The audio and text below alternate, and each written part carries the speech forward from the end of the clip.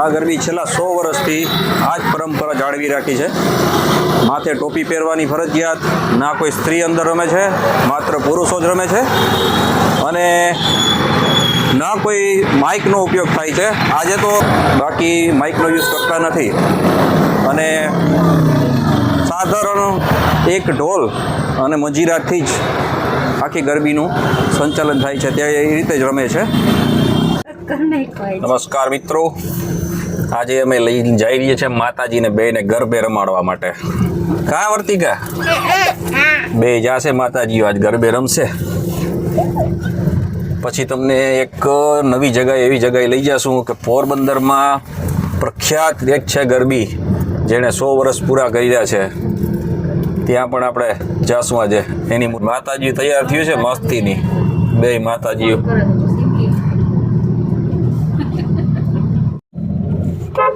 કમલાબાગ આવી ગયા છે, આવી ગયું છે સત્યનારાયણનું. માતાજી અહીંયા ગરબા રમશે. પેલા અહીંયા આ બેને માતાજીઓને ડ્રોપ કરી દઉં, પછી હું પાર્કિંગ કરતો આવું. ગાડી આપણે પાર્કિંગ કરી દીધી છે મંદિરની પાછળની સાઈડમાં. માતાજી ગરબી રમી લઈએ ત્યાં સુધી આપણે ટાઈમ પસાર કરવો પડશે. તો જઈએ, થોડીક વાર ગરબીને નિહાળીએ. આ છે મંદિરની અંદરનો નજારો.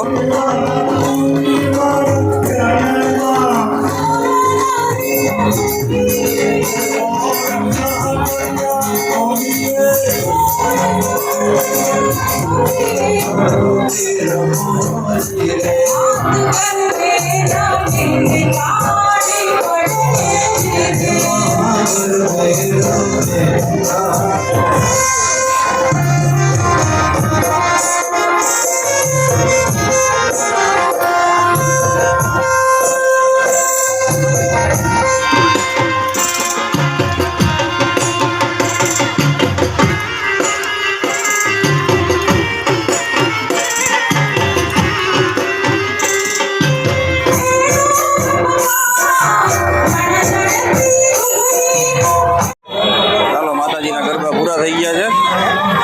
હવે આપણે લઈને જઈએ અનોખી ગરબીમાં, પોરબંદરની એક અનોખી ગરબીમાં લઈને તમને જઈએ. અહીંયા નવો એક અમારે આ બગીચો બન્યો છે. રાઈટ સાઈડ તમે જોઈ શકો છો, હમણાં જ નવનિર્માણ થયેલું છે બગીચાનું. ચાલો હવે પહોંચી ગયા અમે સુદામા ચોકમાં. પણ હવે આપણે લેવાનું છે રાઈટ સાઈડમાં લીમડા ચોક બાજુ. આ રાઈટ સાઈડમાં છે એ મામાદેવનું મંદિર, જોઈ શકો તમે.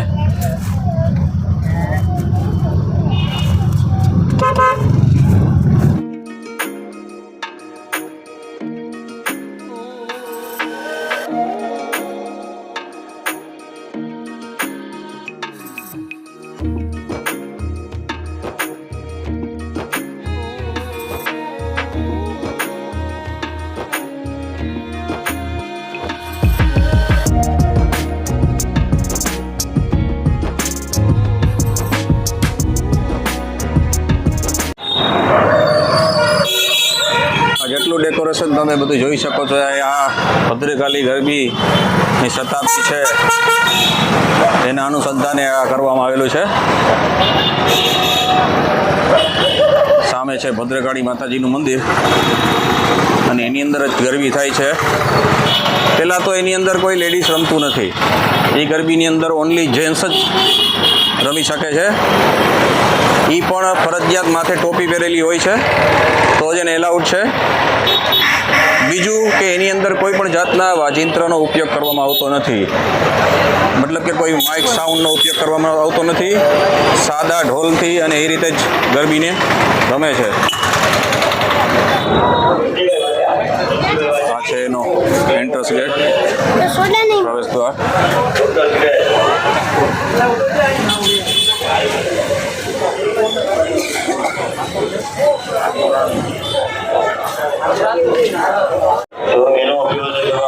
ચાલો અમારા ઘરના મેમ્બર આવી જાય પછી મંદિરમાં દર્શન કરતા આવીએ.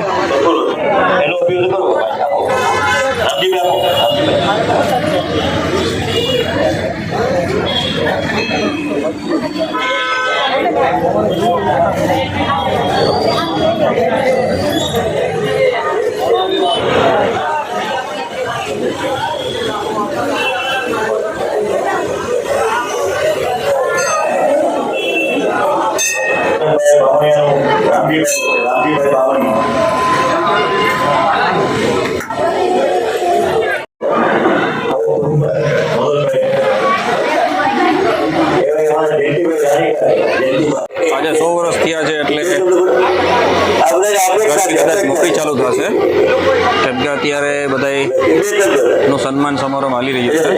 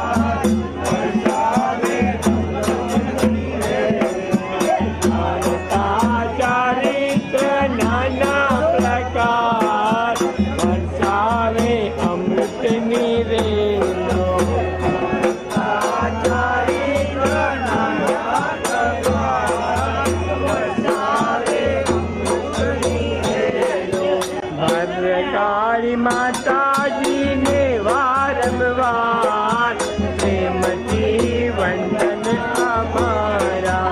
ભદ્રકાળી માતાજીને વારંવાર પ્રેમથી વંદન અમારા. કોઈ બોલશે હરીને ક્યારે કષ્ટ સૌ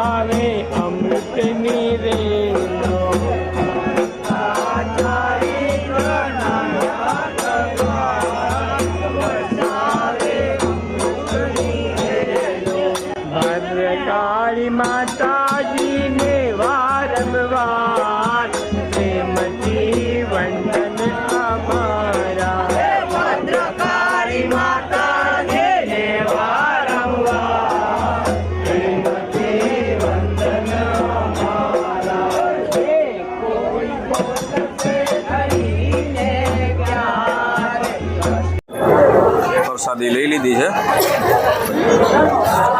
ચાલો દર્શન બર્શન થઈ ગયા, ગરબી પણ આપણે નિહાળી લીધી. તો તમે પણ જોઈ હશે અમારી સાથે કે કઈ રીતે આ ગરબી કઈ રીતે થાય છે. ચાલો બહાર નીકળી ગયા છે.